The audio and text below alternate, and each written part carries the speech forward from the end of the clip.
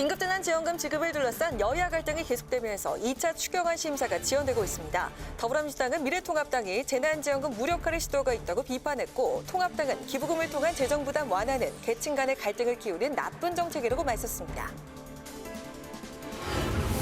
미래통합당은 김종인 전 총괄선대위원장이 비대위원장을 수락함에 따라 오는 28일 전국위원회를 열어 비대위 체제를 추인할 예정입니다. 하지만 비대위 기한과 권한을 놓고 당내 반발이 여전합니다.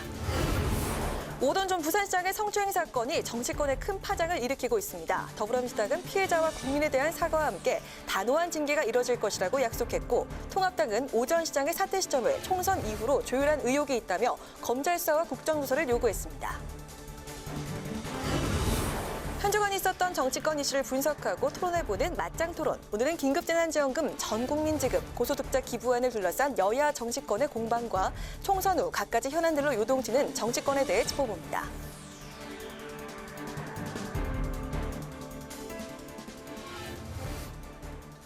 안녕하십니까. 4월 24일 의정종합뉴스 뉴스엔 시작하겠습니다.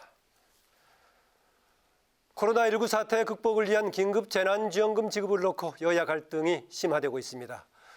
여당은 야당이 노골적인 무력화 시도에 나섰다고 주장한 반면, 야당은 정부 여당의 자발적 기부 방안이 국민 편가르기라고 비판했습니다. 이런 가운데 김재원 예결위원장이 정부의 수정 예산서 제출 등 조건부 예산 심사 착수 의지를 밝혀서 해결에 실마리가 될지 주목됩니다. 김희연 기자의 보도입니다. 더불어민주당과 정부가 긴급재난지원금 전국민 지급에 합의했지만 미래통합당이 추경 수정안 제출을 요구하면서 추경안 심사는 시작조차 못하고 있습니다. 민주당 이인영 원내대표는 최고위원회의에서 통합당 지도부가 이해할 수 없을 정도로 의사일정 협의가 느리다며 노골적인 재난지원금 무력화 시도로 보인다고 말했습니다. 미래통합당의 재난지원금 무력화 시도는 매우 노골적으로 보입니다. 재난지원금 지급을 최대한 늦춰서 마치 선거 패배에 대한 분풀이라도 하겠다는 것처럼 보일 수도 있다는 점을 경고합니다. 반면 통합당 심재철 대표 권한대행은 최고위원회의에서 당정이 합의한 자발적 기부금을 통한 재정부담 완화 방침은 계층 간 갈등을 키우는 나쁜 정책이라고 비판했습니다. 기부액이 민주당과 정부의 예상보다 적으면 잘 사는 사람은 역시 부도덕하다, 그런 인식으로 매도할 것입니까? 국민을 편가르고 계층 간 갈등을 키우려는 아주 나쁜 정책입니다.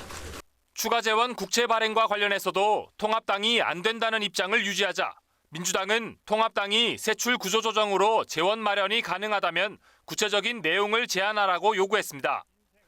코로나19 긴급재난지원금 지급을 위해 열린 4월 임시국회. 하지만 일주일이 넘도록 여야가 공방만 벌이면서 긴급이란 단어가 무색하다는 비판이 나오고 있습니다. 이런 가운데 구윤철 기재부 2차관이 어제 김재원 예결위원장의 공개 질의에 답하기 위해 홍남기 경제부총리 대신 국회를 방문했습니다. 9차관은 국채 발행을 통한 3조 6천억 원의 추가 재원 마련, 기부금 15% 공제 한도 초과 시 10년 안에 2월 가능 등 당정이 합의한 긴급재난지원금 확대안을 보고했습니다. 이에 대해 김 위원장은 정부가 수정 예산서와 기부금 관련 특별법 제출, 지방비 부담에 대한 각 지자체장들의 동의를 받아오면 곧바로 예산 심사에 착수하겠다고 밝혔습니다. 정부가 통합당 소속 김재원 위원장의 요구를 수용하면서 꽉 막힌 예산안 심사 정국이 풀릴 수 있을지 주목됩니다. 국회 방송 김희연입니다. 청와대는 긴급재난지원금 지급과 관련해 국민들에게 5월 11일부터 신청을 받아 13일부터 지급할 준비를 하고 있다고 밝혔습니다. 강민석 청와대 대변인은 브리핑에서 기초생활보호 대상자 등에 대해서는 5월 4일부터 현금 지급을 할 준비를 하고 있다고 말했습니다. 강 대변인은 다만 이 모든 일정은 국회에서 추경안이 통과돼야 가능하다며 추경안의 조속한 심의와 통과를 국회에 당부드린다고 강조했습니다. 미래통합당이 총선 참패 이후에 당의 진로를 놓고 논의가 분분했는데요. 김종인 비대위 체제로 결론이 났습니다. 통합당 최고위는 김종인 비대위 체제 전환을 결정하고 오는 28일 전국위원회에서 최종 의결할 계획입니다. 하지만 비대위 권한 등을 놓고 당내 반발이 계속되고 있습니다. 김세정 기자의 보도입니다. 4.15 총선에서 패배한 미래통합당, 당 수습을 위해 다음 주 김종인 비상대책위원회 체제를 공식 출범하기로 했습니다. 김종인 전 선대위원장께 당 비대위원장을 맡아달라는 공식적인 요청을 드렸고 이를 받아들이셨습니다. 비대위 활동 기한은 당원에 따라 비상 상황이 종료된 후 소집된 전당대회에서 지도부가 선출될 때까지로 했습니다. 통합당은 당원 당규에 규정된 오는 8월 31일 전당대회 개최 내용을 전국위에서 수정해 비대위 임기를 확보할 방침입니다. 충분한 임기를 보장해달라는 김종인 전 위원장의 요구를 받아들인 것으로 보입니다. 앞서 김 전 위원장은 조기 전당대회를 치르기 위한 단기 관리형 비대위를 거부한다며 대선 판을 짤 때까지 비대위 활동 기한을 늘려야 한다고 요구했습니다. 다만 심 원내대표는 비대위 기한에 대해 8월 말과 12월 말, 내년 4월 재보궐선거 등 다양한 의견이 있는 만큼 당이 합리적인 선에서 판단할 것이라며 조정 가능성을 열어뒀습니다. 당내에선 김종인 비대위의 거부감을 표출하는 목소리가 만만치 않습니다. 조경태 최고위원은 김 전 위원장이 당원 당규를 초월하는 무리한 권한을 요구하고 있다며 강한 불만을 드러냈습니다. 유승민 의원도 적당히 비대위에 맡긴 상태로 대선이 다가오면 보수 야당이 소멸할 수 있다고 우려했습니다. 통합당은 오는 28일 상임전국위원회와 전국위원회를 차례로 열어 김종인 비대위를 추인할 예정입니다. 전국위에서 추인하면 통합당은 곧바로 김종인 비대위 체제로 전환됩니다. 국회방송 김세정입니다.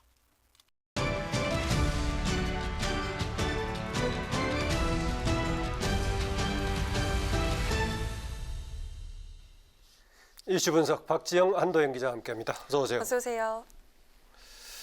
네, 박지영 기자. 오거돈 전 부산시장 어제 여성 공무원 성추행 사실 인정하고 사퇴했는데요.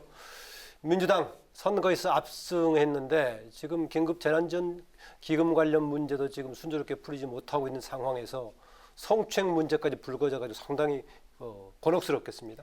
네, 좀 잊을만 하면 민주당에서 좀 터지는 것 같습니다. 예. 그 오거돈 전 부산시장이 기자회견에서 성추행 사실을 밝히기 전까지는 좀 언론에 좀 알려진 게 별로 없었거든요. 그래서 예. 좀 지병 문제가 아니냐 좀 이런 추측도 있었는데 아침까지 그런 추측이 있었죠. 네, 예. 이제 성추행 문제로 밝혀지면서 깜짝 놀라신 분들이 많을 겁니다. 그런데 이번 민주당 소속 그 광역 단체장이 그 성추행 문제를 물러난 건 이번이 처음이 아닌데요. 지난 2018년 그 안희정 전 충남지사 그 수행비서 김 씨를 성폭행했다고 이제 김 씨가 폭로를 하면서 일파만파 논란이 일었었는데요. 결국 안 전 지사 그 지난해 9월에 대법원에서 징역 3년 6개월을 선고받고 법정 구속이 된 바 있습니다. 예. 또 이번 총선에서 그 공천 탈락한 민병도 의원도 노래방에서 여성을 성추행했다는 의혹이 제기됐었는데요. 결국 이제 이번 공천에서는 탈락을 했지만 그 당시에 이제 의원직을 사퇴하겠다는 의사를 밝혔다가 처리한 일도 있었고요. 불과 몇 달 전에는 그 총선 영입 인재 원종건 씨도 전 여자친구가 데이트 폭력 문제를 제기하면서 그 영입 인재 자격을 자진 반납하고 당에서는 좀 일단락된 부분이 예, 있었습니다. 그랬었죠. 예. 네, 민주당이 좀 서둘러서 수습에 나선 모양새인데 어제 이어 오늘도 당 지도부가 거듭 사과를 했죠. 네, 그렇습니다. 이제 피해자와 부산 시민 국민께 사과한다고 밝혔습니다. 이와 함께 재발 방지 장치를 강화하겠다는 약속도 했는데요. 이인영 원내대표 한없이 무거운 책임감을 느낀다. 조속히 단호한 징계가 이루어지도록 하겠다고 약속을 했습니다. 또 성인지 감수성 교육을 강화하고 젠더 폭력이 재발되지 않도록 근본적이고 엄중한 단속 조치를 취하겠다고 강조했습니다. 남인순 최고위원도 민주당 정치인의 성폭력 사건이 반복돼 무거운 책임감을 느낀다면서 민주당이 할 수 있는 모든 조치를 다하겠다고 밝혔습니다. 그럼 이딴 사과에 나선 민주당 지도의 발언 직접 들어보시죠. 한없이 무거운 책임감을 느끼면서 최대한 빨리 윤리위원회를 열어서 납득할 만한 단호한 징계가 이루어지게 할 것임을 분명하게 약속드립니다. 더불어민주당도 막중한 책임을 져야 합니다. 빨리 윤리심판원에서 무관용의 원칙으로 강력한 징계가 이루어져야 된다고 봅니다. 네, 보니까 오거돈 전 부산시장이 됐는데요. 지금 유재수 전 경제부시장도 지금 구속돼가지고 재판을 받고 있죠. 지금 구형을 5년 받았던 걸로 기억하는데 지금 시장, 부시장이다 그런 상황입니다. 일단 윤리심판원에서 결정할 건데 윤리심판은 언제 열린대요? 다음 월요일 오후 예. 2시에 잡혔습니다. 원래 오늘 회의가 열릴 것으로 좀 예상이 됐었는데 그 윤리심판원 회의를 열 정족수가 부족해서 첫 회의를 늦추게 됐다는 설명입니다. 그 윤리심판원은 오전 시장의 성추행 사건에 대한 조사 결과를 토대로 징계 소위를 결정할 예정인데요. 그 오전 시장이 본인의 입장을 소명하기 위해 회의에 참석할지 여부는 아직 결정이 안 된 것으로 알려졌습니다. 연락이 잘 안 된다고들 하더라고요. 예. 네, 그렇습니다. 이제 민주당은 무관용의 원칙으로 징계해야 한다고 강조하고 있는데요. 윤호중 사무총장 본인이 모든 사실을 인정해 별도의 소명이 있지 않을 것으로 생각한다며 신속한 제명 조치를 시사했고요. 김두관 의원도 자신의 페이스북에 오전 시장 당연히 제명 조치가 이뤄져야 한다고 밝혔습니다. 이제 가장 높은 징계 수위인 제명이 지금 유력한 상황인데요. 오전 시장의 제명이 빠르면 다음 주 월요일 날 바로 결정이 될 것 같습니다. 네, 야당에서는 총선 전에 민주당이 오거돈 전 시장의 성추행 사실을 정말 몰랐냐, 암묵적으로 용인을 한 것이 아니냐 이렇게 의혹을 제기하고 있는데 민주당의 입장은 무엇입니까? 네, 오전 시장의 그 성추행 사건 이제 총선 한 일주일 전쯤에 일어났다고 하는데요. 민주당은 전혀 알지 못했다는 입장입니다. 그 성추행 사실은 물론 총선 뒤 사퇴하기로 했다는 것도 몰랐다고 선을 그었습니다. 야당 공세 오늘 당 지도부 발언도 있었는데요. 남인순 최고위원 정치권이 사건 실체와 상관없는 정치 프레임으로 문제를 확장하는데 이건 2차 가해라고 주장을 했습니다. 일단 오전 시장의 사퇴로 부산시장 보궐선거는 내년 4월 7일에 치러지게 되는데요. 민주당은 반성하고 자숙하는 시간을 가져야 할 상황이지 선거에 후보를 낼지 말지 논의할 단계는 아니라고 밝혔습니다. 그럼에도 불구하고 지금 차기 부산시장 후보로 여권 내에서는 이번에 총선에 낙선한 김영춘 의원, 그다음에 또 조국 전 법무부 장관 등이 거론되고 있습니다. 네, 오거돈 전 시장에 대한 당내 징계 차원의 문제가 아니라 사법적으로 어떻게 처리를 받을지 오히려 뭐 그런 단계까지 논의가 좀 되고 있는 상황 같습니다. 한도영 기자, 당연히 야당인지 미래통합당에서는 상당히 강도 높게 비판하고 있죠, 계속해서. 네, 그렇습니다. 통합당은 어제는 이 대변인이 이 문제에 대해서 이제 비판을 했는데, 근데 오늘부터는 이 비판하는 주체가 이 당 지도부로 바뀌었습니다. 네, 미래통합당의 이 신재철 대표 대표 이제 권한대행, 그리고 미래한국당의 원유철 대표는 오늘 아침 최고위에서 각각 여당의 책임을 지적했습니다. 네, 통합당 신재철 대표 권한대행은 이 민주당의 왜곡된 성인식이 그대로 나타났다고 말하면서 이 한 개인의 일탈 행위가 아니라 민주당 전체의 문제라는 프레임을 가져왔고요. 그리고 한국당 원유철 대표도 이 더듬어 민주당으로 불리는 상황이 반복됐다고 비판하고 이 사건을 민주당이 총선 전에 몰랐을 리가 없다고 의혹을 제기했습니다. 그러면서 이 전 과정에 대해서 한 점도 국민 의혹이 남지 않도록 진상규명을 철저히 한다고 말했는데, 여기서 진상규명이란 이 국회 차원의 청문회 또는 국정조사 그리고 검찰 수사입니다. 이런 요구에 대해서 이제 민주당은 어디까지나 개인적으로 일어난 일이고 국정조사 사안은 아니라고 선을 그었습니다. 네, 통합당은 김종인 전 총괄선대위원장 체제 비대위 구성을 결정을 했는데 내부 반발이 계속해서 나오고 있다고요. 네, 그렇습니다. 이 최고위 이제 회의 직후에 이제 신재철 대표 권한대행은 이제 김종인 비대위 체제로 간다고 이렇게 발표를 했는데요. 바로 이 최고위 현장에서도 이게 다시 한번 이 갈등이 불거졌습니다. 네, 지금까지 관리형 비대위안을 주장해왔던 이 조경태 최고위원인데요. 이 김종인 비대위 체제 결정을 내리는 최고위 회의 도중에 나왔습니다. 그러면서 이 비대위원장의 구체적인 역할이나 기한도 정하지 않고 소수의 최고위원들이 당헌 당규까지 뜯어 고치면서 밀어붙이는 게 이 반민주적이라고 비판했습니다. 네, 조 최고위원은 오후에는 이 무소불위의 김종인 비대위에 반대한다는 성명서까지 언론사에 배포했습니다. 이제 조 최고위원의 대안은 이제 지난 전수조사에서 김종인 비대위안이 절반도 되지 않았으니까 좀 더 이제 당원 뜻을 살피자는 겁니다. 그러니까 28일에 전국위를 여는 게 아니라 먼저 당선인 대회를 열어서 의견을 수렴하자는 제안입니다. 이 당선인 대회를 전국위에 앞서서 열자는 것은 어제 그 재선 당선인들도 최고위에 제안한 사항입니다. 하지만 이 신재철 대표 권한대행은 오늘 이 부분에 대한 기자들의 질문에 협의를 하겠다고만 말하면서 사실상 거절 의사를 밝혔습니다. 네, 관련 발언 직접 들어보시겠습니다. 지난번에 결정을 했잖아요. 전수 전화 조사를 해가지고 당선자 총회는 지금 재선 의원들하고 다시 한번 협의를 좀 하겠습니다. 네, 여기에 김종인 전 총괄선대위원장은 오늘 당내에서 일부 반대 의견이 나오고 있다 이렇게 기자들의 지적에 내가 관여할 일이 아니다, 신경 쓰지 않는다고 선을 그었습니다. 일단 지금으로서는 이 내부 갈등이 봉합되지 않은 상황에서 이 김종인 비대위 체제의 추인을 위한 28일 전국이 강행 가능성이 상당히 높다고 할 수 있겠습니다. 최악의 경우에는 이 김종인 비대위 체제가 출범한다 하더라도 계속해서 불협화음이 나올 가능성을 배제할 수 없겠습니다. 네, 통합당의 비례정당 미래한국당이 이제 김종인 비대위 체제가 들어서면은 김종인 이제 위원장과 더불어서 합당 여부를 논의하겠다고 밝혔죠. 네, 그렇습니다. 이 민주당과 이 시민당은 이제 우리들은 이 제2의 교섭단체를 구성하지 않겠다, 우리는 합당하겠다 이렇게 밝히면서 일종의 이 압박 카드를 이제 한국당과 통합당에 던졌죠. 예. 네, 한국당은 이 창당 당시에는 총선만 끝나면 우리는 합당하겠다라고 밝혔지만 정작 총선이 끝난 지금까지 여기에 대해서 이제 함구를 하고 있었습니다. 그런데 오늘 이 원유철 대표가 이제 기자들을 만난 자리에서 어떤 시기에 어떤 방식으로 이 통합을 할지에 대해서는 이제 김종인 비대위와 논의를 해 나가겠다고 밝혔습니다. 다만 이제 반드시 합당을 하겠다고 못 박은 건 아니었고요. 예. 합당을 하지 않고 독자적인 이른바 위성 교섭단체를 구성할 계획이 있는지에 대해서는 아직 이야기할 상황은 아니라고 좀 유보적인 입장을 밝혔습니다. 결국 오늘 이 원유철 대표 발언은 이 통합당과 한국당의 합당 여부를 이 김종인 비대위 판단에 넘기겠다, 이 정도로 해석할 수 있을 것 같습니다. 네, 19석을 획득한 이제 한국당은 이 한석의 의석수만 채우면 이제 교섭단체를 꾸릴 수 있는데 추가적인 교섭단체 국고 보조금, 또 공수처 추천위원 추천권을 얻을 수는 있습니다. 하지만 또다시 꼼수를 부린다는 이 비판을 불러일으킬 수 있고 이미 과반을 획득한 민주당에 일방통일식 국회 운영을 할 명분도 줄 수가 있어가지고 이제 어떤 쪽이 더 이로울지 이제 정치적 고려가 필요해 보입니다. 그 얘기한 대로 위성정당의 위성교섭단체까지 과연 국민들이 어느 정도 수용할지 굉장히 명심해 볼 부분이 아닌가 그렇습니다. 이슈 분석 오늘 여기까지 듣겠습니다. 박지영, 한도영 기자였습니다. 수고하셨습니다. 수고했습니다. 네, 현역 의원 3명이 맞붙으면서 화제가 됐던 곳이 있습니다. 경기 안양 동안을인데요. 더불어민주당의 이재정 의원이 이 지역 현역이자 5선 중진인 미래통합당의 심재철 원내대표, 현재 대표 대행을 맡고 있죠. 심재철 원내대표에게 승리하면서 재선에 성공했습니다. 네, 이 당선인을 홍혜진 기자가 만나봤습니다. 20대 국회 비례대표 국회의원인 더불어민주당 이재정 의원. 21대 총선 경기 안양 동안을에서 통합당 심재철, 정의당 추혜선 의원을 꺾고 재선 의원으로 의정 활동을 이어가게 됐습니다.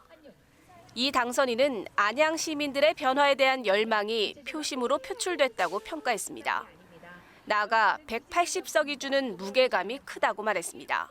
국민이 인내하고 일단 기다려주면서 함께 해보자라는 당부라고 생각합니다. 힘들지 않다가 아니라 힘들지만 같이 이겨낼 수 있도록 해달라라는 거였거든요. 이 당선인은 아직 20대 국회가 남았다며 마무리할 건 해야 한다고 강조했습니다. 특히 과거사법이나 해직 공무원 복직에 관한 특별법 등은 반드시 처리될 수 있도록 마지막까지 노력하겠다고 말했습니다. 그분들이 만들어 놓은 오늘을 염두한다면 국가가 응당 그에 대한 보상, 합당한 처우를 해줘야 되는데 그러면서 21대 국회는 반드시 일하는 국회가 돼야 한다며 일하는 국회법 처리를 강조했습니다. 일하는 국회법은 매월 임시회 개최, 회의 불출석 의원의 세비 삭감 등이 담긴 것으로 식물국회를 막자는 취지로 발의된 법안입니다. 이제는 일을 할 수밖에 없는 정쟁의 상황에서도 반드시 국회는 돌아가야 한다라는 것은 지금 현행법 개선에 의심의 여지가 없는 상황이라고 생각해요. 이 당선인은 또 21대 국회에선 한반도 프로세스 관련 법안 처리에 주력하고 싶다는 포부도 밝혔습니다. 대통령만 외교했다 이런 얘기 간혹 듣기도 했잖아요. 국회가 좀 주도성을 가지고 한반도 평화에 좀 주체가 되었으면 좋겠다는 생각에서 20대 비례대표 의원 중 21대 총선에서 부활한 사람은 단 4명에 불과합니다. 그중 한 명인 이 당선인 초심을 잃지 않겠다고 다짐했습니다. 어떤 의미에선 초선 같고 또 초선보다는 더 연그러진 의원 되고 싶어요. 국회 방송 홍혜진입니다. 총선 이후 거대 양당 체제가 심화되면서 과도한 진영 정치가 화두로 떠올랐는데요. 21대 국회 개원을 앞두고 우리 정치에 나아갈 방향과 민주주의의 현주소 그리고 미래를 짚어보는 학술 세미나가 열렸습니다. 강민지 기자입니다. 지난 4.15 총선의 특징 중 하나는 지역주의 심화입니다. 호남은 더불어민주당이 압승을 거뒀고 영남은 미래통합당에 압도적인 지지를 보냈는데 양당 진영 대결이 심화되면서 지지층이 결집한 걸로 보입니다. 참석자들은 이런 양극화의 심화가 한국 민주주의의 위험 요인이라고 진단했습니다. 한국 정치에서 진영 정치의 폐해가 굉장히 심각하다. 한국 정치의 문제는 진영 정치 자체가 아니라 진영의 내용은 없고 진영 논리만이 난무하는, 말하자면 이런 말이 가능할지 모르겠습니다만 진영 없는 진영 정치, 진영 없는 진영 정치라는 진단도 특히 지금 같은 양극화는 이념이 아닌 감정의 양극화로 상대를 공존하는 경쟁자가 아닌 제거해야 할 적으로 본다는데 문제가 있다고 지적했습니다. 공존의 대상이 아니고 이제 가능하면 말하자면 제거하고 배제돼야 될 대상이 되고. 토론자들은 이와 함께 법안과 정책을 놓고 타협하고 해소할 제도적 장치가 작동하지 못하는 것을 진영 정치의 문제점으로 꼽았습니다. 양극화의 이 조건이 또 부정적인 문제는 민주주의 재생산에 위협적인 요소가 될 뿐만 아니라 중요한 정책 사안이라고 할까, 이것을 여당과 야당 사이의 협력을 통해서 풀어나갈 수 있는 이런 기회가 이제 약화된다. 토론자들은 또 정파 간 경쟁이 아닌 정책 대결 중심의 정치가 돼야 한다는데 의견을 모았습니다. 특히 특정 계층에 초점을 맞춘 정당 활동이 아닌 중도층 확장을 통해 균형을 맞추는 안정적 정치로 나가야 한다고 조언했습니다. 정치 입문 통로가 폐쇄적이라는 지적도 제기됐습니다. 장동진 교수는 20대 청년이 국회에 진출하고 특정 정당이 아닌 무소속도 정치에 참여할 수 있는 시스템을 길러야 정치 구조가 바뀔 수 있다고 강조했습니다. 새로운 20대, 20대 후반부터 30대 사람들이 정치계로 들어갈 수 있는 통로가 없다고 생각 들어요. 그러면 무소속이라도 자유롭게 나와서 또 정당의 추천을 안 받아도 국민에게 동등한 경쟁을 할 수 있는 여건을 한국정치학회와 국회미래연구원 공동세미나 대한민국 민주주의 과거, 현재 그리고 미래는 다음 주 월요일 국회방송에서 시청할 수 있습니다. 국회방송 강민지입니다. 정의당은 미래통합당이 코로나19 긴급재난지원금 지급 발목 잡기를 하고 있다고 비판했습니다. 유상진 대변인은 당정이 재난지원금 전 국민 지급 합의를 이뤘는데도 통합당이 명분도 없이 반대만 하고 있다고 주장했습니다. 또 지금은 거대 양당이 지급 범위와 기부 실효성을 따지며 소모적인 기싸움을 벌일 때가 아니라 지원 금액을 올리는 방향으로 협상에 나서야 할 때라고 덧붙였습니다. 4.15 총선 대전 중구에서 당선된 황운하 당선인은 검찰이 당원 명부 부당 취득 등 공직선거법 위반 혐의로 선거사무실을 압수수색한 데 대해서 수사권 남용이라고 반발했습니다. 황 당선인은 자신이 고발 내용과 아무런 상관이 없는데도 검찰이 불순한 의도를 갖고 무리한 수를 하고 있다고 주장했습니다. 이와 관련해 통합당은 울산시장 선거 개입 사건 함영사 의혹에 경찰과 국회의원 겸직 논란, 공직선거법 위반 혐의까지 뻔뻔함과 오만함이 도를 넘었다고 비판했습니다. 국민의당 안철수 대표가 혁신위원회 구성을 앞두고 당직을 인선했습니다. 당대표 홍보특별보좌 역에 위성진 전 비례대표 후보, 법률특별보좌 역에 송영훈 전 중앙선대위 법률지원단장 등을 각각 임명했습니다. 또 당 수석 대변인에는 홍경희 전 중앙선대위 수석 부대변인을, 대변인에는 안혜진 전 비례대표 후보를 임명했습니다. 안 대표는 이르면 이번 주말 당 체제 정비와 비전 수립을 위한 혁신위원회를 구성할 계획입니다.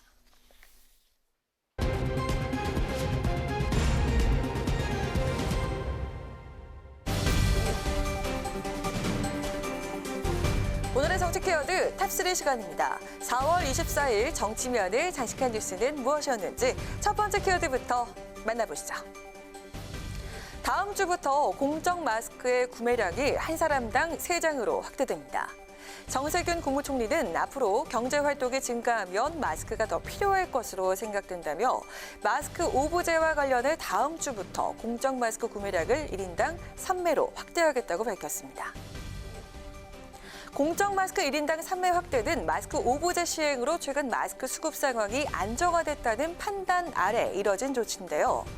정 총리는 마스크 수급이 공적 마스크 오부제가 정착되면서 많이 안정됐다며 마스크가 꼭 필요한 이웃을 위해 양보와 배려의 미덕을 발휘해준 국민 여러분 덕분으로 다시 한번 감사드린다고 말했습니다. 이어 정 총리, 아직 조심스럽긴 하지만 어려운 이웃 국가를 돌아볼 여유도 생겼다며 우선 올해 6.25 전쟁 10주년을 맞아서 우리나라를 지켜준 해외 참전 용사를 위해 총 100만 장의 마스크를 공급하겠다고 말했습니다. 한편 정 총리는 생활 속 거리 두기의 분야별 세부 지침을 논의하고 이를 일반에 공개, 의견을 수렴하고 보완하겠다며 변화된 환경에서 우리가 일상생활을 유지하기 위해 지켜야 할 사항들을 하루빨리 논의하겠다고 밝혔습니다. 코로나19 이후 우리의 삶은 결코 예전과 같을 수가 없을 텐데요.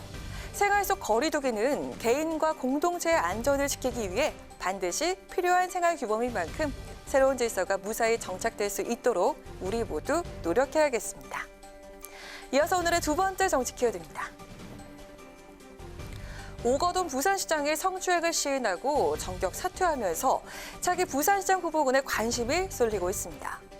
여야 정치권에서는 벌써부터 부산 지역 총선 불출마 의원과 낙선자 등을 중심으로 차기 시장 후보를 물색 중이라고 하는데요. 그렇다면 차기 부산시장 후보로 유력하게 언급되고 있는 인물들은 누굴까요?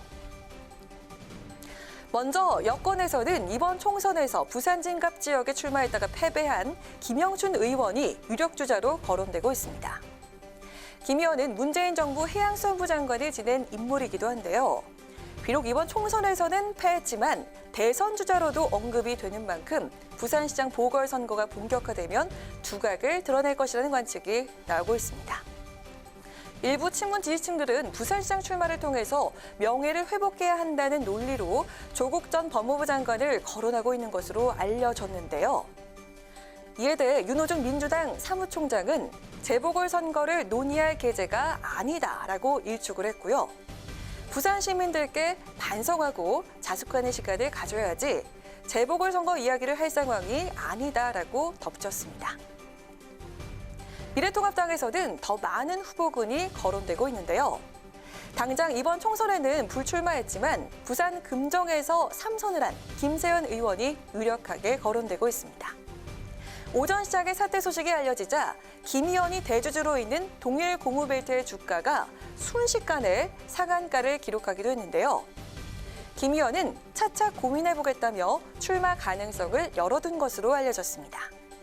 또 5선의 고지를 밟고 당권 주자로 거론되고 있는 조경태 의원과 5선에 성공한 서병수 당선자, 그리고 3선에 성공한 장지현 의원과 부산 동래에서 내리 3선에 지낸 이진복 의원도 중량감 있게 거론되고 있는 것으로 알려졌습니다.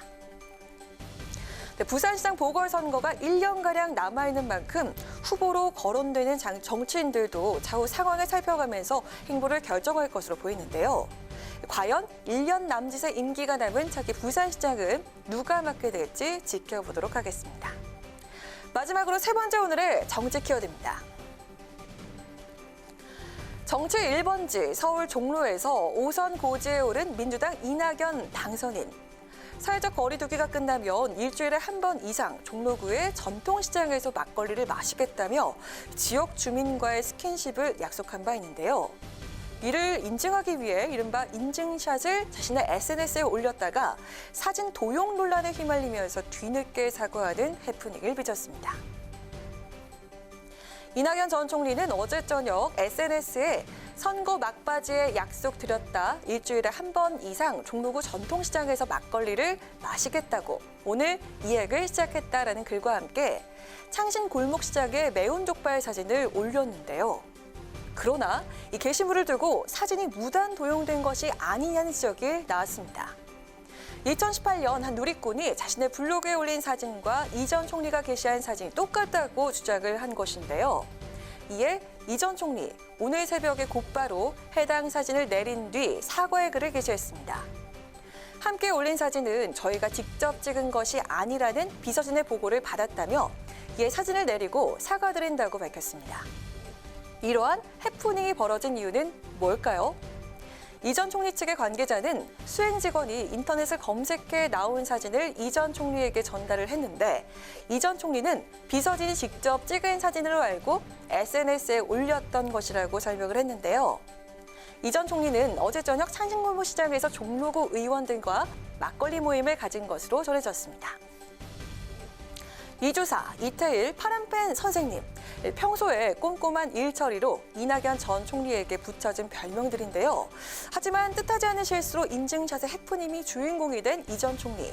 사진의 무단 사용은 저작권의 문제가 걸려있는 만큼 앞으로 신중 또 신중을 기울여야겠습니다. 이상 오늘의 정치 키워드 탑3였습니다.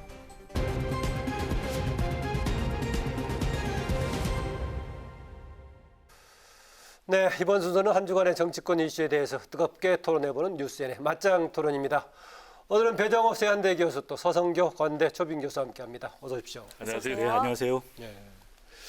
지금 긴급 재난지원금 정세균 총리가 어제 그 절충안 냈었는데 기부금 관련 뭐 자발적 반납이니 어쩐 일이 나왔는데 방향이 정리가 됐습니까? 어떻습니까? 네, 일단은 전 국민에게 다 준다. 예. 그리고 자발적인 기부를 통해서 반납을 한다. 이렇게 정리가 됐습니다. 그 방식에 대해서 약간 뭐 좀 다른 뭐 얘기가 나온 것 같기도 하던데요. 그게 과연 국가 재정으로 바로 충당될 수 있느냐 이런 문제가 나오면서 그렇습니다. 말씀하신 대로 이제 자발적 기부에 맡겨야 되니까 예. 결국은 동참을 하는 게 숙제인데 지금 상황에서는 이 방법 외에는 없는 것 같아요. 왜냐하면은 말 그대로 긴급재난지원금이기 때문에 신속하게 지급을 해야 되거든요.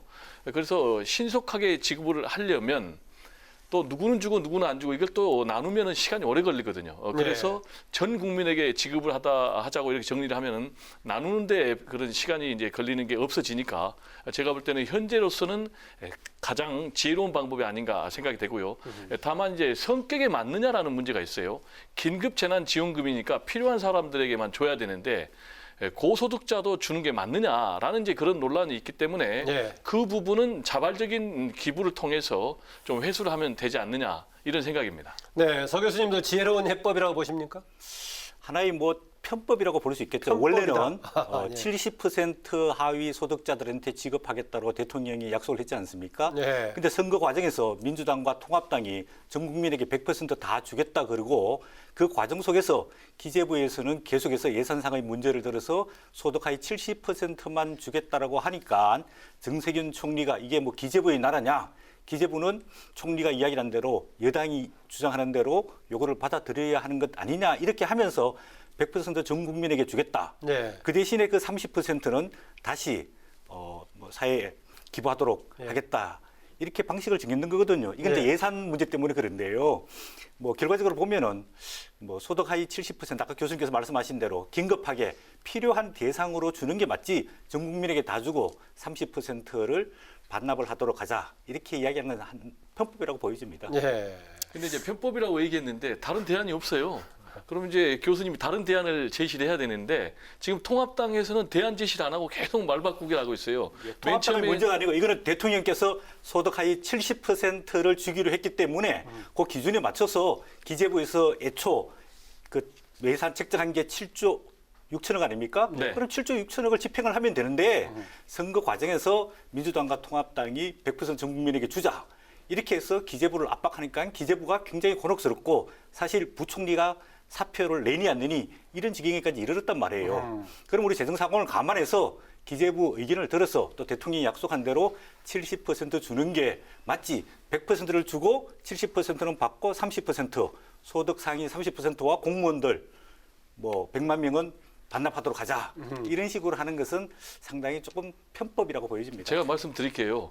대통령이 70% 주자고 말씀하셨으니까 맞는 거는 아니고 아까 말씀드린 대로 긴급재난지원금의 성격에 맞춰야 되니까 초고소득자는 줄 필요가 없다고 생각을 합니다. 그런데 이게 가장 중요한 것은 긴급하게 필요한 사람에게 주는 거예요. 예. 그런데 이걸 나누다 보니까 지금 뭐 비정규직이라든지 또는 뭐 일용직 근로라든지 영세 자영업자들이 지금 생계가 안 돼요. 생존이 안 돼요. 그런데 계속해서 지금 통합당에서 발목을 받고 있지 않습니까? 잡고 있지 않습니까? 이렇게 되면 줄 수가 없는 거예요. 지금 통합당 얘기를 한번 해볼까요? 통합당에서는 총선 과정에서 뭐라고 했습니까? 이거는 총선용 현금 살포다라고 반대를 했어요. 그런데 황교안 전 대표 같은 경우는 갑자기 대폭 늘려가지고 50만 원씩 전 국민 주자 이렇게 얘기를 했어요. 그렇게 나와가지고 다시 또 안 된다라고 또 통합당을 하고 있거든요. 그러면서 나오는 게 지금 뭡니까? 수정안을 제시를 해라. 당정 합의를 해라. 근데 당정 합의를 했어요. 그러니까 이제 또 나오는 게 수정안 제시를 해라. 이렇게 나오고 있거든요. 이러면 통합당은 주기를 싫어하는 거죠. 국민의 삶을 외면하는 거죠. 바로 이러한 통합당의 자세 때문에 제가 생각할 때는 이번 21대 총선에서 참패를 했어요. 거기에 담긴 민의를 깨닫지 않으면은 통합당은 미래가 없다. 이런 좀 충고를 하고 싶습니다. 아, 그러면 그 이인영 원내대표의 지적에 공감하시는군요. 저는 공감하죠. 왜냐하면 제 개인적인 생각이 아니라 표로 심판을 받았기 때문에. 다시 태어날 길도 완전히 봉쇄가 될 거다. 이것 잘못한다면은 그런 지적에 대해서 같이 이제 공감하시는 이것 잘못한다면은 다시 태어날 길이 봉쇄된다라고 하나로만 얘기할 수 없지만 상당 부분 공감하는 이유가 이번이 이제 코로나19 선거라고 할 수가 있거든요. 그러면 왜 코로나19 선거라고 그러냐면 두 가지예요. 하나는 방역, 또 하나는 생명과 재산, 경제 문제를 해결할 이 두 가지인데 방역 문제는 전 세계가 잘했다라고 지금 인정을 하고 있고 두 번째 경제 문제 관련해서도 통합당에서는 전혀 제시를 안 했는데 완전히 주도권 잡고 경기 부양을 책을 강력하게 제시를 했거든요. 그런 부분들 평가를 받았기 때문에 통합당도 여기에 부응을 해야 된다. 이게 민의다. 저는 이렇게 얘기하고 싶습니다. 저는 통합당의 주장이 옳다는 이야기가 아닙니다. 예를 들어서 이거 국민의 세금으로 지출을 해야 되는 거잖아요. 그러면 우리가 세액 그 수입 범위 내에서 지출할 수 있는 구조를 짜야 되는데 예를 들어서 또 국가 부채, 재정 부채를 가지고 국채를 찍어서 하게 되면은 이게 나중에 2차, 3차, 4차 추경할 때 부담이 되는 거잖아요. 그런 측면에서 봤을 때 저는 통합당의 주장이 옳다는 게 아니라 기재부의 주장이 옳다는 이야기입니다. 네, 알겠습니다. 네. 청와대는 여야가 합의를 하지 못할 경우에는 대통령의 긴급재정명령권 발동을 검토하기로 했는데요. 여당이 4월 임시국회 회기가 끝나면 이론적으로 발동이 가능하다는 입장을 밝혔습니다. 이 부분에 대해서 어떻게 보십니까? 네, 이번 임시국회가 5월 15일까지입니다. 예, 만약에 이번 추경안이 통과되지 못하면은 이 긴급성에 따라서 헌법 76조에 따라서 대통령이 긴급재정명령권을 발동할 수 있거든요. 저는 발동을 해야 된다고 생각을 합니다. 왜냐하면은 지금 코로나 사태로 인해서 아까 말씀드린 대로 뭐 저희 저소득자 또 중소상공인들, 자영업자들 굉장히 어려운 상황이거든요. 그러면 4인 가구를 기준으로 해서 100만 원을 지급한다는 것은 소득적인 측면뿐만 아니라 그런 중소상공인들, 자영업자들, 저소득층이 받아서 소비를 하게 되는 거거든요. 이 소비가 진작에 돼야지 생산이 돌아가는 것 아닙니까? 그런 측면에 봤을 때 만약에 이번 20대 마지막 국회인 이번 4월 임시국회에서 여야 합의가 안 이루어진다면 대통령이 긴급재정명령 발의해야 된다고 생각합니다. 저는 교수님하고 생각이 틀립니다. 대통령 긴급재정명령권 발동하면 안 됩니다. 왜냐하면 긴급재정명령권 발동의 성격이 안 맞습니다. 긴급재정명령권은 언제 발동하냐면 천재지변 비상상황, 그래서 국회 소집이 어려울 때 이때 대통령이 긴급하게 재정명령권을 발동을 하는 거예요. 그런데 지금 아시다시피 임시국회가 열려 있어요. 그래서 우리 국회가 할 수 있는 문제예요. 여야가 합의하면 되는 거예요. 그래서 당장 이 문제를 여야가 모두 시급한 문제라고 생각하면은 추경을 위한 예산결산위원회를 열어서 심사에 착수를 해야 되는 거예요. 근데 지금 통합당은 계속 안 하고 있는 거예요. 그러면서 거꾸로 대통령이 긴급재정명령권을 발동해라? 그런데 또 법상 보면은 긴급재정명령권을 발동하려면 국회가 소집 중인 때는 못 하는 거예요. 그럼 5월 15일이 넘어간다는 거예요. 그래서 이 얘기는 5월 15일까지 안 해준다는 얘기예요. 그러면은 계속 그 사이에 그야말로 사회적 안전망에서 보호를 받지 못한 사람들 죽어야 된다는 거예요. 그래서 20대 국회는 정말 악명이 높습니다. 일 안 하는 국회로, 동물 국회로, 식물 국회로. 그래서 오죽하면은 일하는 국회법까지 만들자는 그런 움직임이 나왔지 않습니까? 그래서 통합당은 빨리 20대 국회에서 추경을 통과시켜야 된다. 이렇게 얘기하고 싶습니다. 추경을 통과시키기 위한 전제 조건으로 김재원 예결위원장이 이런 조건을 이야기를 했습니다. 원래 2020년 세입과 세출에 대한 예산 재조정안을 가지고 오면은 그 속에서 국채를 발행하지 않고서 원래 예산을 조정해서 만약에 이번 긴급 재난지원금을 충당할 수 있으면은 되지 않느냐? 그러면 기재부에서 2020년 지금 예산 집행이 안 된 게 많지 않습니까? 그러면 그거를 세출을 조정을 해와가지고 새로운 예산을 제출하면은 심의하고 통과시켜 주겠다는데 기재부가 왜 거부를 하는지 그건 이해가 안 됩니다. 이거 좀 이해를 시키겠습니다. 짧게. 돈이요 7조 6천억 들인데 전체 주려면 또 한 3조가 더 늘어나요. 그러면 10조가 넘어가는 거예요. 그럼 이걸 국채를 발행 안 할 수가 있습니까? 그런데 국채를 발행 못하게 하고 그리고 어쨌든 간에 당정이 합의를 하면 해준다고 그랬는데 안 해주거든요. 그리고 또 수정안을 내라고 하고 있거든요. 그런데 새로 낼 필요가 없어요. 그리고 예산만 좀 늘리고 대상만 늘리면 되는 거예요. 네, 그래서 빨리 통합당은 오늘 기재부에서 국회 출석해가지고 이제 뭐 국채 발행하는 쪽으로 답변 줬습니다. 지금 있었는데요. 네. 총선 후의 정치권 상황 살펴보도록 하겠습니다. 민주당은요 성추행 사건으로 사퇴한 오거돈 전 부산시장에 대해서 이틀 연속으로 사과를 하면서 오늘 제명 여부를 논의했는데요. 아무래도 가장 수위가 높은 제명으로 결정될 가능성이 큽니다. 자, 먼저 서 교수님 이번 사건 어떻게 보십니까? 이거는 뭐 당 차원에서 제명의 문제가 아니고요. 도덕성 문제를 넘어서서는 범죄 아닙니까? 이거는 당연히 제명을 해야 되는 거고요. 그것도 빨리 조치를 할 필요가 있고요. 이제 오거돈 전 시장이 기자회견 때 본인이 불필요한 신체 접촉, 강제 추행이 될 수 있다고 얘기했는데 피해자 본인은 명백한 성범죄에 해당되는 내용이다. 이렇기 때문에 이거는 민주당에서 당연히 빨리 최고 수위, 처벌 수위인 제명을 해야 되고 경찰이나 검찰에서 사실 이거 이제 성범죄는 우리가 이제 그 친고죄가 폐지됐지 않습니까? 그런 측면에서 인재에서 수사를 할 수 있는 거거든요. 그래서 경찰이 빨리 오거돈 전 시장과 그다음에 오거돈 시장 주변의 참모들에 대해서 빨리 사실관계를 조사할 필요가 있다고 보여주고 있습니다. 네, 뭐 이견이 없으실 것 같은데 어떻습니까? 네, 당연히 제명해야죠. 엄청난 해당 행위예요.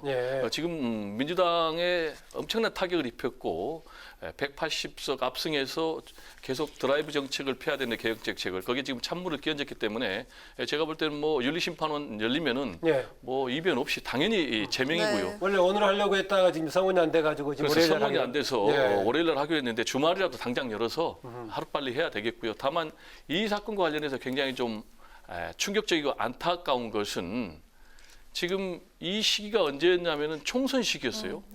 근데 총선 시기에 과연 부하 직원을 불러가지고 그것도 집무실에서 4월 7일경으로 얘기가 되고 있는 것 같은데. 네, 그럴 수가 있을까라는 부분이 굉장히 충격적이고요. 그리고 아시다시피 안희정 전 충남도지사가 여비서를 성폭행한 것과 관련해서 지금 3년 6개월 징역해가지고 지금 수감 중인데 전혀 여기서 교훈을 못 얻었을까라는 그런 부분. 그리고 이 여직원을 자기 집무실로 불렀어요. 그럼 이제 사전에 이거를 범행을 또 추행을 계획했다는 것 이런 부분이 이제 굉장히 충격적인데 이게 결국은 민주당만의 문제가 아니고 언제든지 통합당의 문제가 되고 또 정치권을 떠나서 사회 고위층 문제가 되니까 늘 스스로를 돌아보고 경계하는 그런 반면교사의 사건으로 삼아야 되지 않겠냐 이런 생각입니다.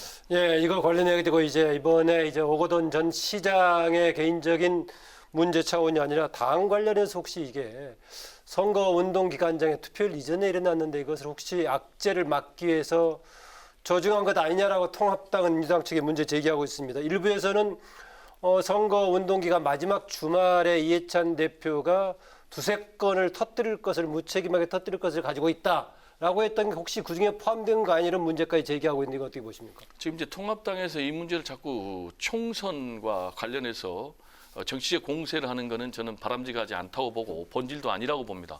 왜냐하면 이 사건은 말 그대로 고위직의 성추행 문제거든요. 그러면 이런 일들이 어떻게 앞으로 재발을 막을 것인가라는 부분에 대해서 우리가 좀 중지를 모아봐야 되겠고요. 또 하나는 더 이상 이런 피해자가 발생하지 않도록 피해자 보호 대책도 우리가 사회적인 논의를 통해서 제도적인 법적인 그런 장치들을 좀 마련해야 되는데 지금 통합당에서는 계속해서 총선 전에 중앙당에서 라고 지금 몰아가고 있거든요. 그런데 이것과 관련해서 피해 여성이 분명히 밝혔어요. 총선 시기하고 연관짓지 마라. 그리고 어떤 외압이나 회유가 없었다. 그리고 나는 정치적으로 이 문제가 이용되기를 원하지 않는다라고 얘기를 했거든요. 그런데 뭐 국정조사까지 얘기를 하는 것은 이게 지금 엄청난 뭐 권력형 게이트도 아닌데 그건 하나의 정치 공세일 뿐이니까 이렇게 주장하면 주장할수록 오히려 국민들로부터 제가 볼 때는 공감받기 좀 어렵다 이런 생각입니다.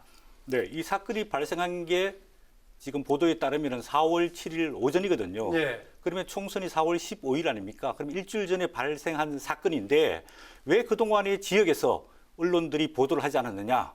또 주변에서 왜 몰랐느냐? 그리고 4월 8일 날 이해찬 민주당 대표가 이런 얘기를 했습니다. 여러 가지 이야기가 들리고 있는데 그게 총선용 정치 공작일 뿐이다. 이렇게 폄하하면서 무시를 했단 말이에요. 예, 주말에 뭐 나올 수 있을 것이다. 그리고 난 다음에 4월 23일 어제 오거돈 전 시장이 기자회견을 하면서 내용을 밝히고 사퇴를 했단 말이에요. 그러면 4월 7일에서 4월 23일 동안에 과연 무슨 일이 있었느냐? 결국은 오거돈 전 시장과 시장 측근들과 또 민주당에서는 쉬쉬 덮기에 급급했던 것 아니냐? 이런 생각이 들고요. 민주당이 알 수 있었다고 보세요? 저는 알 수 있었다고 봅니다. 그다음에 두 번째로는 피해자가 처벌을 원하고 사퇴를 빨리 요구했는데 오거돈 전 시장과 참모들이 사퇴를 할 테니까 시간을 달라. 이렇게 해서 오거돈 전 시장과 피해자 측이 뭐 합의 각서를 쓰고 공정까지 했다는 거 아닙니까? 앞에 부분은 지금 추측하시는 거죠, 서 교수가? 이제 보도에 따르면 지금 그런 이야기가 나오고 있습니다. 그렇게 본다면은 4월 7일부터 4월 23일 날 소위 말하는 이 블랙박스 시간 동안에 무슨 일이 있었는지에 대해서는 당사자인 오거돈 전 시장이 분명히 밝힐 필요가 있습니다. 지금 이제 추정만 가지고 사실상 전제를 하는데 말씀하신 대로 지금 알려지기로는 4월 7일 날 사건이 터진 것으로 돼 있어요. 그리고 총선은 4월 15일이니까 일주일 정도의 시간이 흘렸는데 이 시간 동안에 과연 무슨 일이 있었느냐 그러면 양측이 만난 거예요. 그리고 사퇴를 하기로 했고 사과를 하기로 했고 그걸 공증을 한 거예요.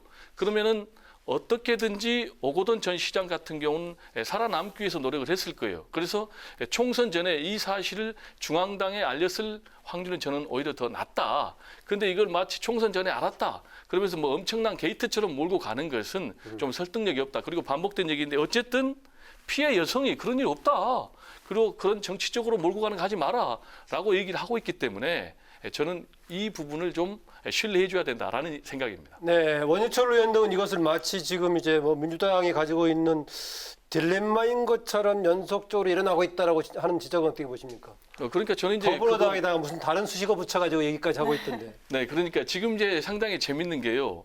이 지형이 좀 바뀌었다라는 부분도 굉장히 재미가 있어요. 우리가 과거에는 성놀이당, 성나라당 이런 얘기가 있었어요. 그게 무슨 얘기냐면은 뭐 최현희 전 국회의원 그리고 박기태 전 국회의원 이런 사람들은 뭐 캐디를 성추행하고 또 심지어는 여기자를 또 성추행해가지고 굉장히 큰 문제가 되고 사법처벌까지 받았는데 그리고 또 박근혜 전 대통령 시절에 대변인이 해외 순방 갔을 때 또 성추행 또 논의를 또 문란을 또 일으켜 가지고 결국 뭐 급거 기구하는 이런 문제가 있었는데 기자 출신이어서 정보를 쭉 정리하고 있군요, 보니까. 네. 그런데 왜 최근에 그러면은 민주당에서 일어나고 있느냐?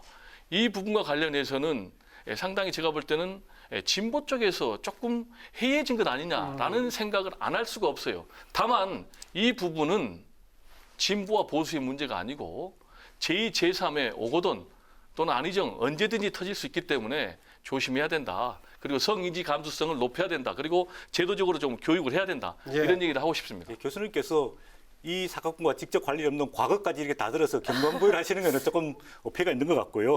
이거는 한마디로 말하면은 권력형 성추행입니다. 권력형. 안희정 전 지사도 위력에 의한 성추행. 그러니까 강자가 약자에게 성추행을 하고 성범죄를 저지른 겁니다. 근데 이게 왜 국민들이 더 분노하느냐 하면은 우리 뭐 소위 말해서 진보라든지 민주당이라든지 또 오거돈 전 시장도 이런 이야기를 했습니다. 본인이 보도자를 통해 가지고 성희롱 이거 민선 7개에는 반드시 뿌리 뽑겠다. 이런 약속을 했던 사람입니다. 그런데 본인이 부산시장이라는 권력의 자리에 가서 그것도 하급직 비정규직 공무원을 자기 사무실로 불러서 오전에 이런 식으로 성추행했다는 것 이 자체만으로도 어떤 그 민주당의 이중성, 도덕성 이걸 넘어서 범죄다 이런 생각이 듭니다. 거기까지 하시고요. 통합당 얘기 좀 해보죠. 일단 통합당 여러 가지 논의랑 끝에 김종인 전 총괄선대위원장이 통합당 비대위원장 수락했는데 뭐 당내 이런저런 의견도 나오고 있습니다만 대체로 그런 방향으로 갈 것 같은데 김종인 비대위 체제 시작하기로 한 거 어떻게 보십니까? 네. 아직도 그 통합당이 정신을 좀 못 차리고 있는 것 아닌가 이런 생각이 듭니다. 왜냐하면 이번 총선에서 참패를 했지 않습니까? 근데 다행히도 이번에 미래통합당에서 초선 당선자가 40명이나 됩니다. 그다음에 재선까지 합치면 훨씬 더 많고요. 그러면 자기가 실패한 조직은 자기 스스로 쇄신을 하고 자기 스스로 지도자를 뽑을 능력이 돼야 되는데 그렇게 뽑으려고 노력은 하지 않고 또 외부에서 수혈해가지고 비대위원장을 맡기게 되는, 이건 한마디로 말하면 좀 무책임하고 정치적으로 무능력한 것 아니냐, 이런 생각이 들고요. 결국은 당내에 있는 이번에 당선자들 또 당원들이 치열한 토론과 경론, 백화 제방을 통해서 새로운 보수를 재건하기 위한, 가치를 정립하기 위한, 또 정강과 정책을 정립하기 위한, 또 외인을 넓히기 위한, 또 다음 차기 대선 후보를 선출하기 위한 그런 내부적인 노력이 선행돼야 된다고 봅니다. 당내 세대 교체가 먼저 선행됐어야 된다라고 보시고 있고요. 예. 어떻게 보십니까? 원칙론은 맞죠. 지금 자강론과 영입론이 충돌하고 있는데 문제는 말씀하신 대로 자강론을 실천할 힘이 통합당에 없다는 것입니다. 그래서 다른 사람들도 김종인 외에는 대안이 없다.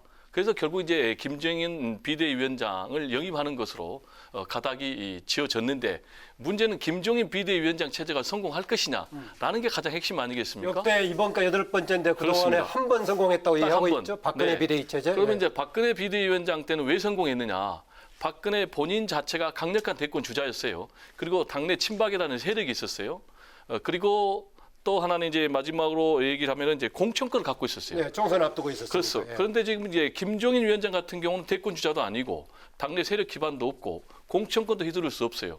그러면은 성공할 가능성이 굉장히 어렵다. 그래서 모 의원 같은 경우는 결국은 쫓겨날 것이다. 이렇게 얘기하고 있는데 영입이 된다 하더라도 지금 반대파가 굉장히 지금 반대를 하고 있기 때문에 앞날이 험난하다. 그리고 전국위원회를 과연 통과할지, 실제로 과거에 정진석 원내대표가 전국위원회가 무산돼 가지고 결국 부결됐죠, 사실상. 네. 그래서 실패한 적이 있는데 마지막까지 김종인 비대위원장 될 건지도 한번 지켜봐야 되겠습니다. 그것도 아직 불확실하다. 그렇습니다. 어떻습니까? 지금 좀 이미 원래 세대 교체를 먼저 하고 당 내부에서 쇄신 노력을 먼저 했어야 된다라고 하는데 이미 그건 지나고 새롭게 지금 비대위 체제로 가는 쪽으로 돼버렸으니까요. 예, 일단 이제 상임전국위원회, 전국위원회 결정을 이제 지켜봐야 할 상황인데요. 예. 만약에 이렇게 되게 되면 이제 김종인 이제 위원장도 상당히 조금 상처와 당내 불협화음을 안고 출발하기 때문에 상당히 좀 부담스럽지 않을까 이런 생각이 들고요. 네. 이제 기한이라든지 그다음에 권한이라든지 그다음에 앞으로 쇄신 작업해야 될 것에 험난한 미래가 이제 예측된다고 봅니다. 예.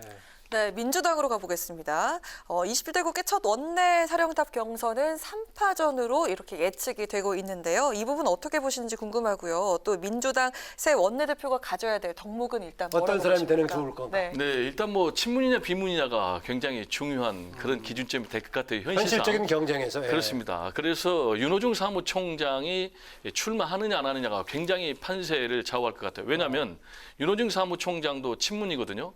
그리고 김태년 의원과 같은 친이거든요. 그래서 이 두 사람 중에 한 사람으로 교통 정리가 되면 엄청난 파괴력을 가질 것이다. 이렇게 전망이 되고요. 왜냐하면 이해찬 대표 체제 갖고 있고 또 거기서 이번에 공천을 했지 않습니까? 근데 지금 초선들이 대거 등장을 했어요. 68명이나. 그래서 초선 의원들의 향배가 굉장히 중요할 것으로 보이고요. 네. 경쟁 구도는 그런데 이제 네. 압도적인 다수를 차지하고 있는 여당의 원내대표 가져야 할 덕목. 네. 첫 번째는 어쨌든 간에 문재인 대통령의 하반기 안정적인 국정 운영이 중요해요. 그래서 문재인 대통령과 호흡이 잘 맞아야 돼요. 그래서 문재인 대통령하고 국정 철학이 일치하고 또 개혁 정책을 강력하게 드라이브할 그런 능력이 있어요. 다만 지금 이제 코로나19 전국이기 때문에 청와대도 전국 안정시키는 게 굉장히 중요해요. 그래서 전국을 안정시킬 수 있겠느냐. 플러스 20대 국회는 완전히 동물 국회로 싸움만 했는데 앞으로 21대 국회는 어떻게 야당과 협치를 해서 생산성이 높은 국회 그리고 일하는 국회를 만들 수 있느냐 이 덕목이 상당히 중요하다 이렇게 생각합니다. 네. 저도 비슷한 의견인데요. 첫 번째로 원내대표는 21대 원구성을 해야 되는 것 아닙니까? 그 속에서 국회의장, 부의장, 또 상임위원회 위원장, 또 상임위원회 배치 이게 할 때 야당과 협력, 협치, 대화하는 게 굉장히 필요하다고 보여집니다.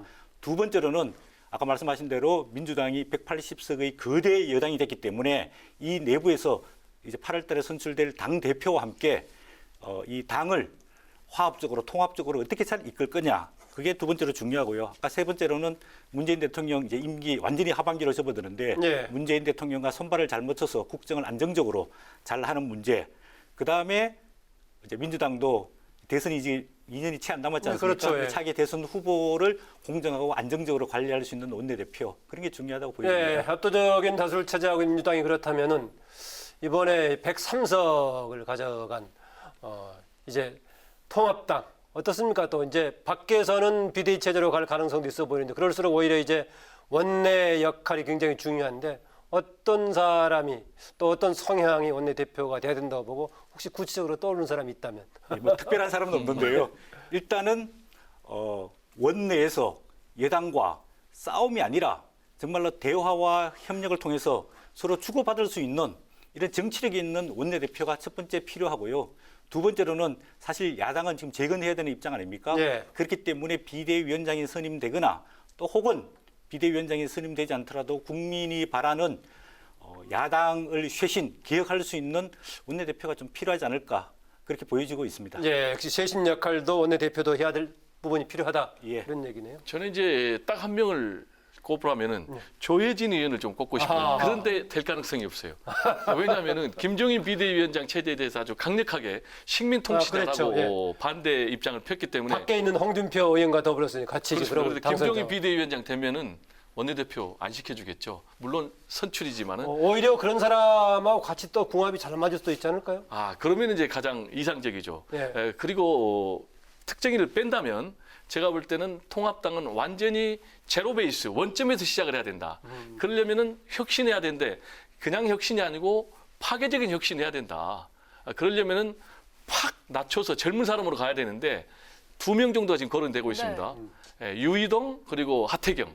그래서 이런 정도로 확 세대 교체를 하는 것이 좀 바람직하지 않나 이런 생각입니다. 예, 구체적으로 거론이 됐기 때문에 그쪽도 좀 알고 있는 서성교 교수 관련해서 한마디 들으면서 마무리할까 합니다. 원내대표는 아무래도 이제 여당과 거대 여당과 협상을 해야 될 경험이 많은 좀 노련한 전략가인 원내대표가 필요하다고 생각하기 때문에 뭐 기존에 원내대표했던 지금 이제 통합당에는 6선이 없거든요. 네. 5선 중에서 뭐 정진석 의원이 새로 원내대표를 서로 역발상이네요 보니까. 한 번 더 하면서 거대 여당과 맞서서 타협을 하는 게 중요하지 않을까 싶고요. 또 원내대표와 이게 파트너가 되는 정책위 의장이 누가 되느냐. 그래서 정책위 의장은 좀 젊고 수도권 출신의 어떤 좀 개혁성이 강한 그런 의원이 조합적으로 하면은 역할 분담이 제대로 될 수 있지 않을까 생각이 듭니다. 서로 다른 발상도 참고해 볼 만하네요. 오히려 또 참신하게 교체해 볼 수도 있다. 오히려 한번 했던 사람도 다시 한번 해보는 것도 이런 상황이 필요할 수도 있다. 우리가 한번 인사권 행사해야 되겠네요. 오늘 여기까지 듣겠습니다. 네, 고맙습니다. 감사합니다. 네. 고맙습니다. 네, 지금까지 배정호 세한대 교수, 서성교 건대 초빙 교수와 함께했습니다. 주말인 내일은 추위가 누그러지고 포근해지겠습니다. 서울이 17도, 광주 21도, 대구 24도까지 올라서 오늘보다 최대 5도가량 높겠습니다. 주말과 휴일은 대체로 맑은 날씨가 예상되지만 대기 불안정으로 중부 내륙 지역은 한때 약하게 소나기가 지나겠습니다. 코로나19 확산 방지를 위해서 진행해온 사회적 거리 두기가 5월 5일까지 이어집니다. 최근 바이러스 확산세가 누그러진 데다 날씨도 풀리면서 좀 경각심이 많이 느슨해진 모습인데요. 하지만 여전히 확산될 위험이 남아있는 만큼 안심할 수 없는 상황입니다. 가급적 사람들이 붐비는 장소는 피하시고요. 개인 위생을 철저히 지키는 등 각별히 조심해야겠습니다. 오늘 뉴스에는 여기까지입니다. 국민에게 힘이 되는 국회를 위해서 다음 주에도 뉴스엔이 함께하겠습니다. 편안한 주말 보내십시오. 고맙습니다.